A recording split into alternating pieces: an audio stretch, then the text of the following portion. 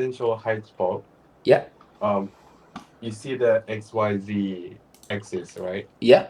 And I just drag it up to my scene and it works now. Oh, okay. That's weird. Okay. Zero zeroed out. This kind of stuff like directional light, exponential height fog, stuff that's volumetric clouds, all this stuff. Usually I keep it at 000 regardless because it just takes a global effect to the system.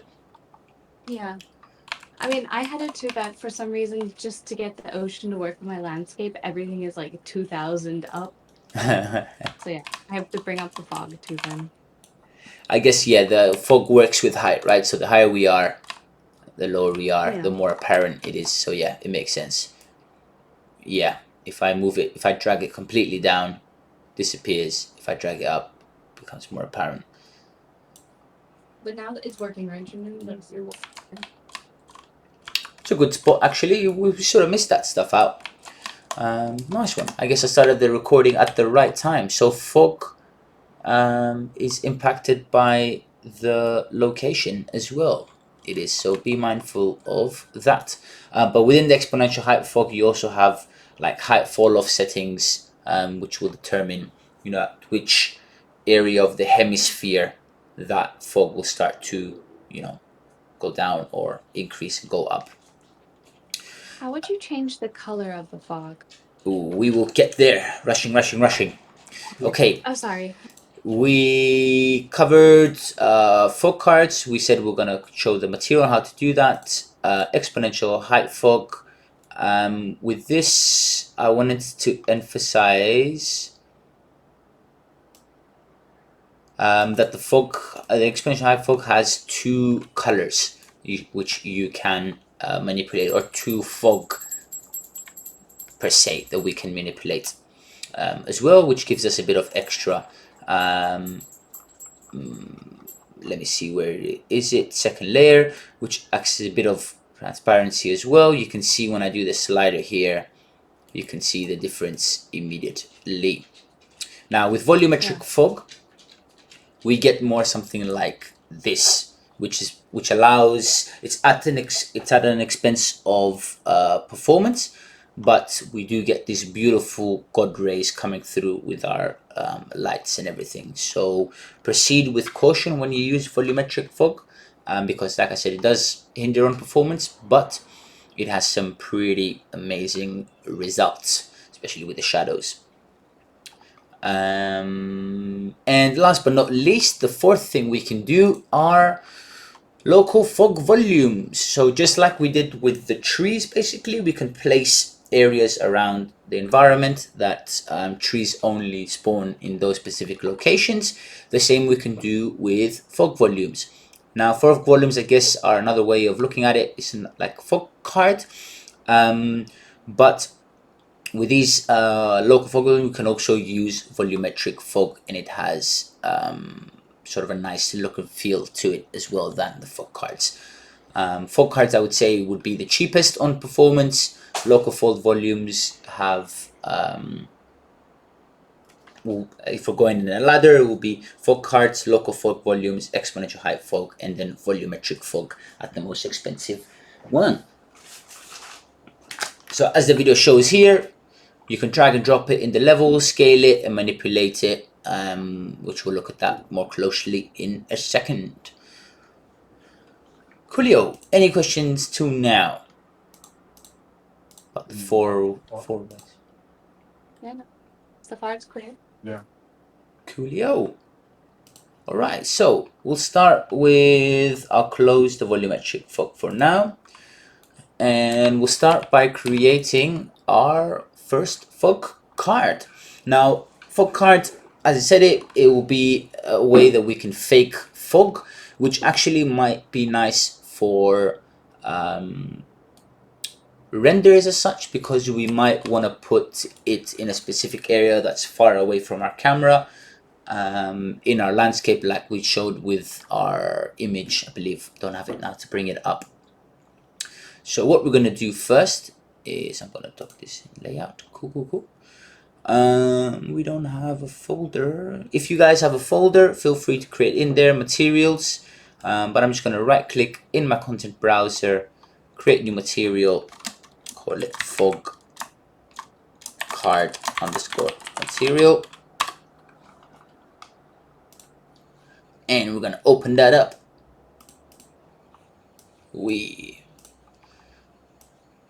Now inside this fog material, I'm not sure how much we covered materials in the previous tutorials, but we have on the left hand side in the details, we have different properties of what we want this material to be. Material domain, if it's a surface, if it's a lighting function, if it's a post-process volume, if it's interface. Blending mode determines, like it says, blended with background colors. So if it's opaque, mask, translucent, additive, etc. And sometimes you might get this with Megascans assets. If you create assets for games and you want them to be two-sided, so visible from both sides, let's say like walls as such, you can enable two-sided. Sometimes you won't need that if your mesh actually has the vertices for all sides of the mesh. This is all for one-sided meshes. So we wanted to convert this to blend mode. We want translucent. And we want to enable two-sided as well, because we want to be able to see our fog from the plane. Because we're going to apply it to a plane only has one side. We want to be able to visualize this fog from both sides of the plane. So we'll enable that as well. Excuse me. Okay, next up, I'm going to whisk through this a little bit, so then I'll allow you to watch the tutorial to go into the more details. But some shortcuts to get the base color connected. We can hit 3 and click onto the viewport, so that's a shortcut. Or I believe it's constant 3 vector, either way. We'll change that to white for default, and if we right click and convert it to a parameter and call it base color, that way we can change it in the material instance later. So we have a white base color. We're going to connect that to the base color of the material. As we go. And then we are going to right click or hit 2 on the keyboard and click in the editor. Oh, sorry, not 2, 1. To create a parameter, a constant parameter. We can convert that, right click to convert it to a parameter, sorry, variable. Now we're going to convert it to a parameter. Call that emissive multiply. Sorry. And what we're going to do, sorry, all good? I'll just want to know the shortcut. 1 and click. Okay. Or it's vector. It's a vector. No, sorry, constant. Yeah, it's just a constant. So you have constants, which are like just a numerical value.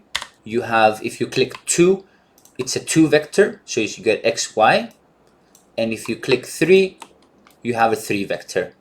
Don't 3 vectors are not necessarily only used for colors. We can split this to manipulate actually 4 channels. We can split it to manipulate the R, the G, or the B as well. And sometimes we use this method. Is there a 4 channel where you get to do the alpha or something? Yeah, as well, yeah. That's 4 on the keyboard. Oh, you get okay. alpha. There we go. Is there 5 then? Or does it stop at 4? Well, I click 5 and click, nothing's happening.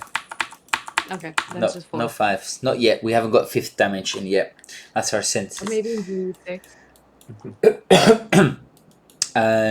Cool. So we need to multiply this base color by this emissive material, emissive constant. So we're going to hit M on the keyboard and click, or search, right click and search multiply. Connect the base color to the A and collect the emissive constant to the B. And we'll connect the multiply to the emissive color. So this will control the emissiveness of this material. So now it's 0, there's no emission. If let's say I put 10, for example, you can see we have emission. Quick little tip, if you guys didn't see this before, in the viewport here of your material, you have different shapes you can view it in at the bottom. Sometimes, you know, if we're working with a plane, it would be nice to visualize it on a rectangle. So I'll just hit the different buttons here at the bottom. Don't forget that's there in case you need to go back. So we'll set that back to 0 for now, just to show you if that's working. Coolio. I guess straight away that will work if we apply it to a plane, but obviously we can't see through it, so we need to play a little bit with the opacity layer right now. I mean, obviously we can just add the opacity straight away, but we're going to do some more tricky stuff for the camera. So what we want to do is basically, as we get closer with the camera, we want that fog distance scatter to change, because if how fog works from the outside, it looks quite dense, but when you walk sort of into it, it doesn't look as dense anymore. So we can play a lot with that, and we can add those as parameters, so we can play with it in our level as well. So what I'm going to do is I'm going to create 3 constants. So hit 1 on the keyboard 3 times and click 3 times. We're going to convert them all to parameters, and the first one is going to be called opacity. We'll give that a value of 1.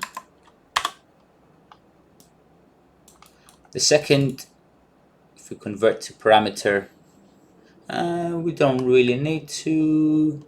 Let's convert it. Yeah, we're going to call this camera depth fade. And the third one, we're going to convert it to a parameter, and we're going to call it fade distance. So first one is controlling the opacity, first one is controlling the depth fade, and the last one is controlling the fade distance. It's close to the camera. 1 for opacity, 200 for camera depth fade. This is sort of like distance in meters, and fade distance will be, we can play with this. Let's give it a value of 1,000 for now. That's how far it would be from the camera.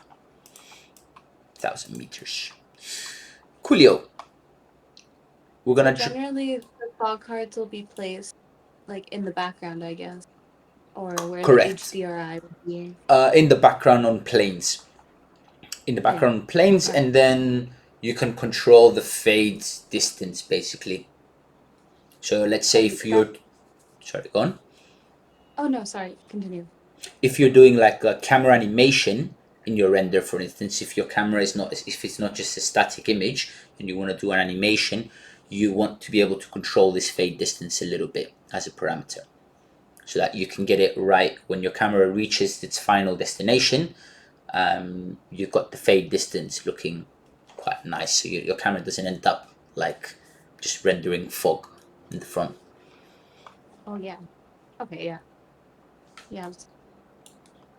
I think that's what I was going to say too, yeah. Because it's the reason you chose a big number is to make sure it's not close to the camera. Yeah, exactly. And we can, like, even if I put a value of 10 now, we can change this in the viewport while we're looking at it, so we can have a bit of flexibility. These numbers won't be fixed now. We'll see how it works in the engine. So out of, let's bring these back a little bit, and what we're gonna do is right click into the graph and search for radial gradient exponential. The gradient, under gradient, yeah, let's go for that one, under gradient. And what we're gonna do, drag it out of the exponential and hit multiply.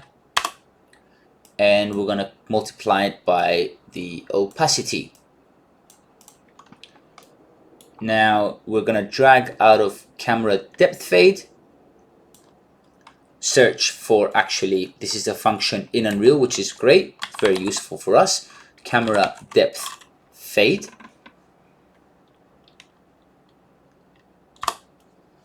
Hit enter, and we want the fade length, not the fade offset.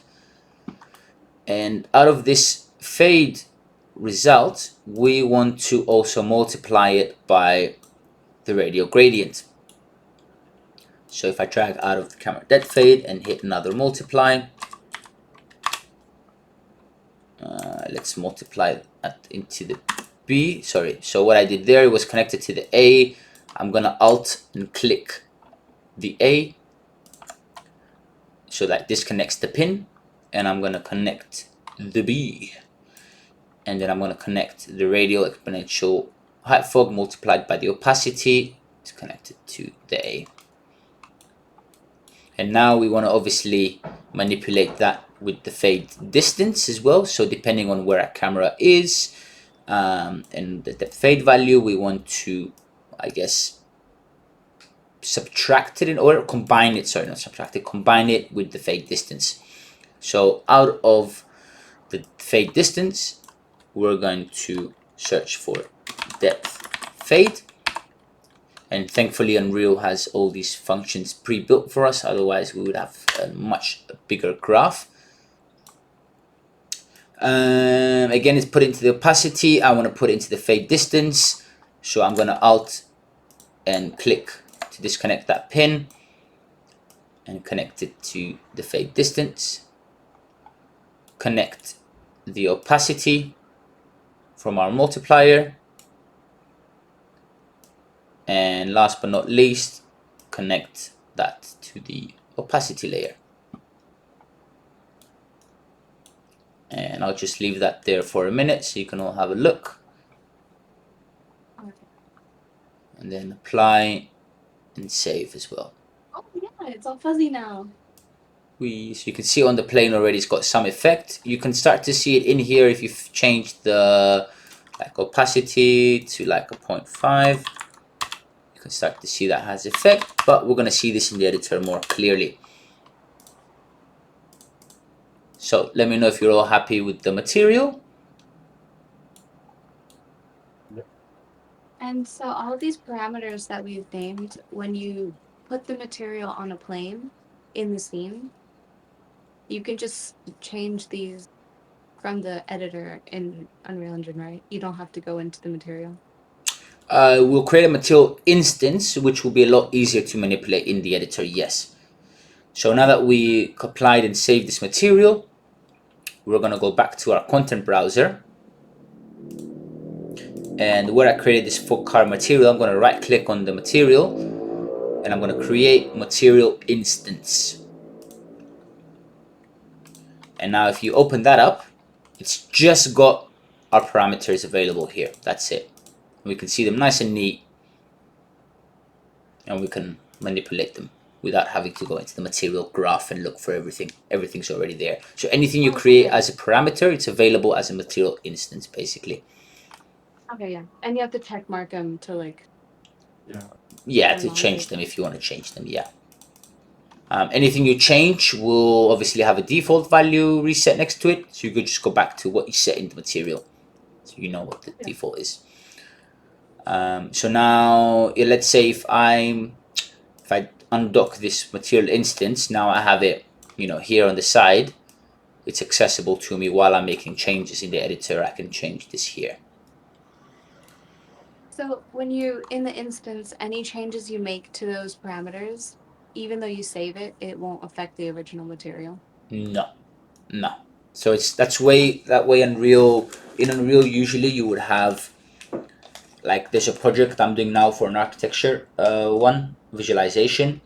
I've got about 5 master materials and the rest are all instances. So I need one for like tiling, good tiling system. I need one for like metallic. I need one for more roughness. and I just created a couple of global materials, and then I just play with the parameters. Master So materials. oh yeah, you could change the image texture too then, right? Yeah, I mean, I can if instead of here, instead of a base color here, if I had a texture sample and I convert this to parameter, call it texture, and connect that to, let's say, the base color, whatever, it's giving me an error now. I don't know if this will show. Oop. But you see now, I can change the texture here to any texture. So then let's say if I'm making a wooden surface and I have six variations of the same material with the same dimensions, I just create one master material and I just create 6 instances, and each instance holds their own information. So could you also like add in different noise textures to change the fuzziness of the fog that way? That, if you remembered my message on Discord, is what I will share with you afterwards so you can play around with. So the noise textures will come from this radial exponential height fog. So this graph will be extended somewhere about here. Oh, okay. But yeah, that will make it interesting because you not only add the noise, you can also add speed to the texture, velocity, and stuff like that. But it's all, it's all simulated by the material. Nothing is within the engine. Cool. Okay, yeah, so it's not like the one you mentioned where you add in different textures. There's a whole system in Unreal Engine that you can use. Yeah, I mean, if you want to have different variations of fog throughout your level, sure, yeah. You can add another texture parameter. You can change the noise texture for different fogs. I mean, if you're creating a game which is, one area is like nighttime, more foggy, scary kind of looking, and the other level is like a more open world, then obviously, yeah, you can apply different types of fog cards throughout. It should work as well. All right, cool. So last but not least, we need to apply this material to something, right? So if we go up to our plus sign here and go to basic shapes and drag and drop a plane into our level, it's pretty tiny, so we'll need to scale it. First, I'm going to rotate it so I can see what I'm doing. And then I'm going to give it a scale of like 1,000. Whee! Ooh, maybe that's a bit much. Go 500. Cool. I could bring that back. Now for this to, I guess, show effect, maybe it's best we close our exponential height fog. So if you scroll into your outliner and hide the exponential height fog layer, and once you've done that, you take your fog material and apply it to your plane. The instance, right? Yeah, the instance, sorry. Yes, nice. And just by doing that, we can now see we have that's layered fog.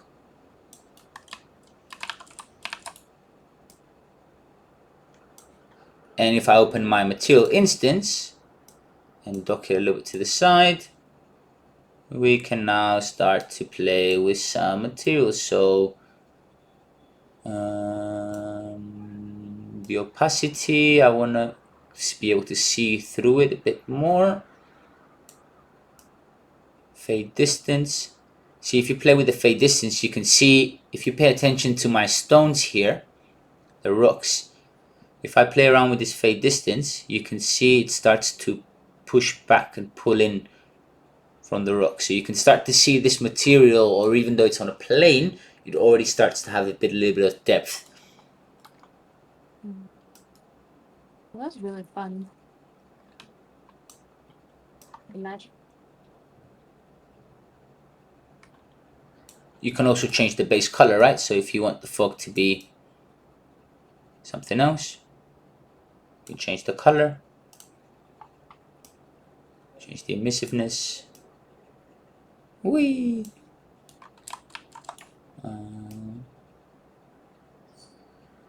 Yeah, you can start to play around with these parameters just till you get the desired look and feel.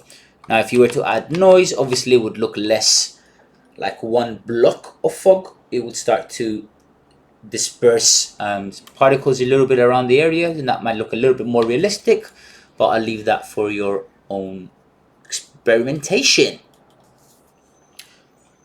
So that's fog cards. Feel free to like copy and paste this asset around and add some more layers to it. You can put it anywhere in the level. Duplicates of it, no issues whatsoever. Now this has very, very, very low impact on performance in our level, which is why it's quite good, especially for game development, but maybe not the most realistic look and feel you would want for a cinematic render. But yeah, that's just an idea of how to use materials with fog. Coolio. Right, this is really cool. It's fun once you start playing with these parameters, and once you start getting more and more of these parameters, yeah, it can become quite interesting. And then how about the fog volume? The fog Is volumes that you yeah, can is place that in the just levels. something? Yep, Oh, it's that's already pre-downloaded in Unreal Engine. already in the engine. If you click the plus button for all your assets, if you go to visual effects, under media plate you have visual effects. You should see here local height fog. You can drag and drop that into your level, and it's a bit small, but you can see straight away there's a little fog volume in the sphere. So fog sort of acts a little bit like the hemisphere acts. It's all spherical, unfortunately. It's quite big already, but I guess you have to make it substantially big in order to see the impact of it. But if I put scale 5000 and you're inside, you can see the effect it takes. I can reduce the density. I have all the parameters available like I would in the exponential height fog as well. So again, if you're like working with a static image camera and you don't want to put fog everywhere in your level, you can put fog around your camera, create these desirable effects. Even if you place, you can place the fog volume there. Let's say if it there, but you can see. Yeah, you can see the boundary of it more. So you have to experiment a little bit with it, and obviously the fall off, the height fall off, all this stuff will need playing around with. So it looks more blended in. This works nicely, obviously not on the water, but if it was blended into like an area here where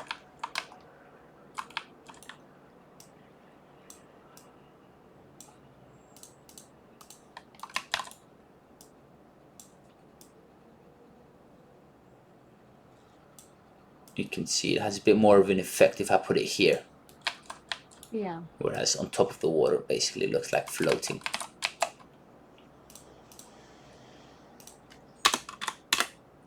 Like that. Yeah, I wouldn't, you can recommend to put them from outside. I mean, that looks pretty good. Yeah, I guess you have to just play with the parameters a bit more. Yeah, the circularity a little bit looks a bit too circular.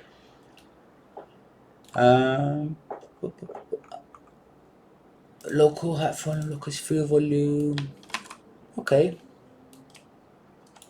Yep, this stuff is all new to me as well, so feel free to experiment with it. I've changed it from local height fog to the fog mode to local sphere fog, and now it's sort of dispensing it a little bit more in dispersing it in more of a sphere. so it's more realistic now, it looks like. Oh, where's that option? Right at the beginning, fog mode.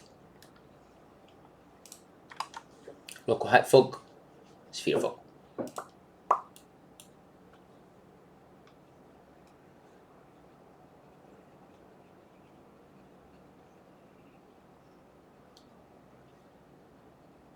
I see it for the local. Also, I think because I have a different version of Unreal Engine. Yes, possibly. No, you So don't see the options there. it's called local fog volume. Yeah. Those different types of, I guess, filling the sphere are there. What other types do you have? Oh, there's just not an option. Oh, not an option. It's just one. Yeah, it's just local fog volume. Okay. Cool. Maybe they made it simpler for later volume, later Yeah, versions. it doesn't look as like disc like where it's really heavy and falling to the bottom. Okay. Well, interesting to see it progress throughout the different levels, the different versions. Sorry.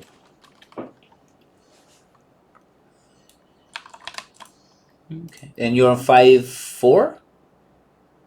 Yeah, 5.4. 5.4. Okay. Worth experimenting. Okay, yeah, that's another good point. Anything you see on my screen doesn't necessarily mean you get the same results on yours as well. Versions also tend to show different results, right? Now maybe this is a checkbox somewhere below in your settings. Maybe it's available. Maybe it's a project setting as well, or something like that. There is one thing for local fog volumes to work with translucency. For some reason, I found if we find our project settings, you can go to edit project settings, and you scroll down to the rendering section, which is under engine rendering. Should be one of your most favorite places to go. And under the rendering, if we search fog,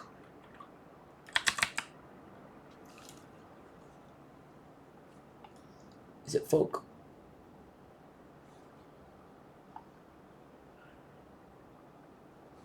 Enable translucency and fog rendering fog. Local fog volume applying translucent, support local fog volumes. Neither of these are available. Why is Unreal trolling us? Version 5.7. Ooh, okay, sorry. 5.7 I'm looking at. Mistake. Let's go 5.4. Do you have that available in 5.4 by any chance, Kat?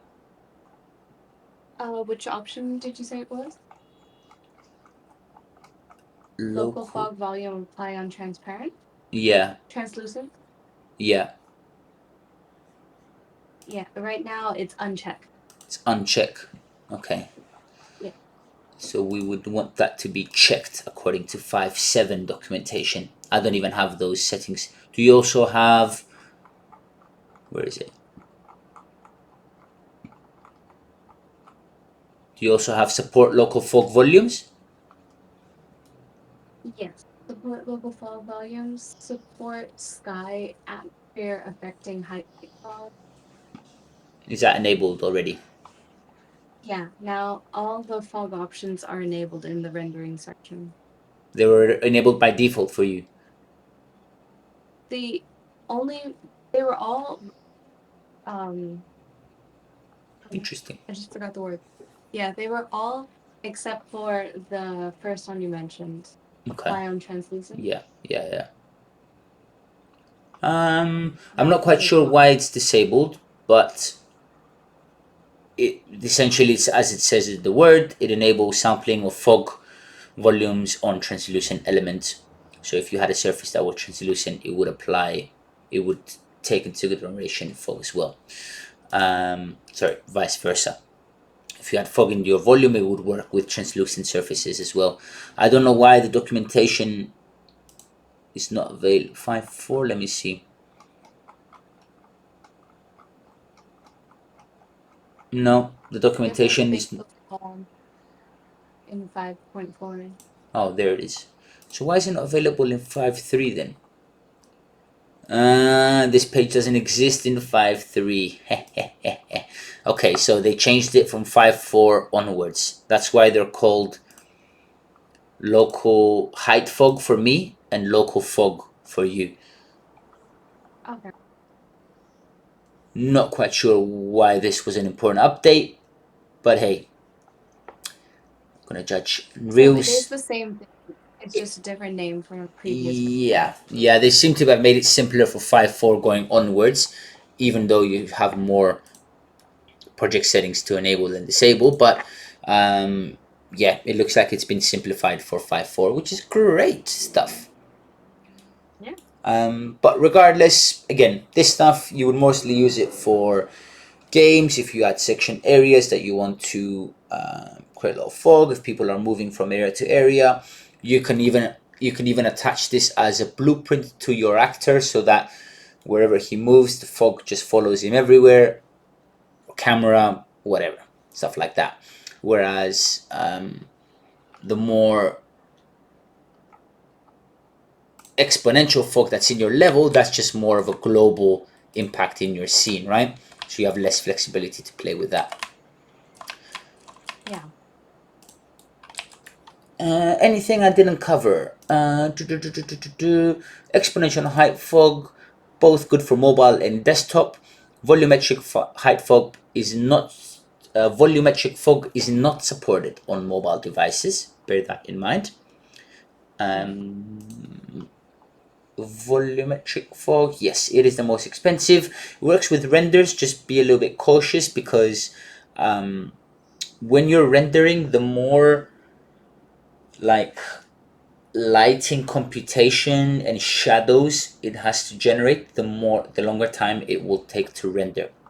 So if you're using a lot of volumetric fog, it sort of not competes, but it will try and create indirect shadows as well. And all of that will, well, a good example is that here.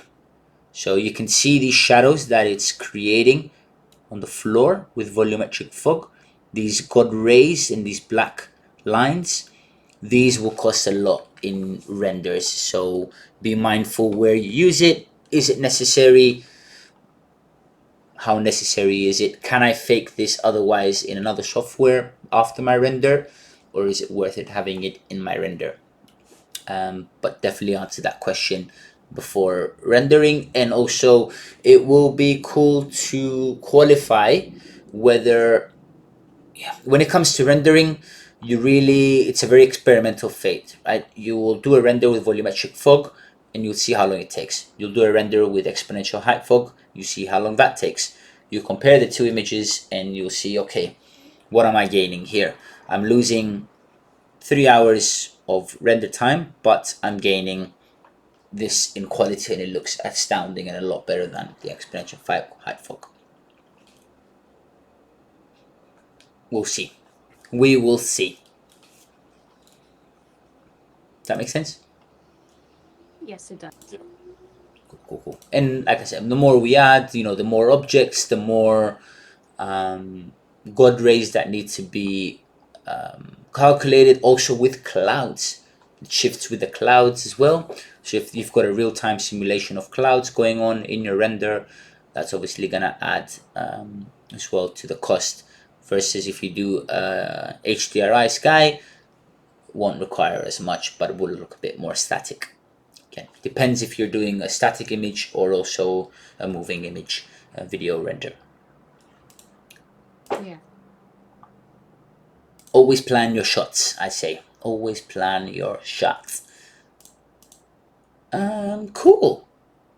We didn't really do much in the engine today, I realized, but obviously it's a good to understand what different types of variations they are and where we can apply them. I think in general that's what we're aiming for in these workshops. I could spend a whole hour in the workshop just going through the material we created and do that in more detail, but I think this is something for you guys to take away and study and try and, like, you know, disconnect these nodes. See what that does. Big block. All right. Yeah. Then start You applying can do that. one node. See what that does. And start applying the other nodes. See what that does. Building blocks like Legos. So you can see also when there's an issue where it can be fixed. This thing is doing my head in. This emissive glow bit. Be careful of it, guys, because sometimes that comes a lot from these fog volumes. I don't know if you noticed, but in our material we have an emissive multiplier, and that needs to be considered, because the higher that value is, the more of these. Don't even know what it is. It's a bug for sure, but I don't know how to fix it. I had it in some other levels with emissive materials. And it will show up in render. I'm not this was for more games I made, so I'm not sure. It might even be, now that I'm looking at it, it might even just be the freaking reflection of the water through the fog. Oh, and then just gets multiplied. Yeah, because there it's not there anymore. Yeah, it's in something to do with the fog and the multiplier and the water or something. I do like that the water is sparkling though. Yeah, it's nice they added a little sparkly water. Cool. I want to watch this buoyance again. Oh, I put my pumpkin at a very high, a lot of weight, so that it falls right through.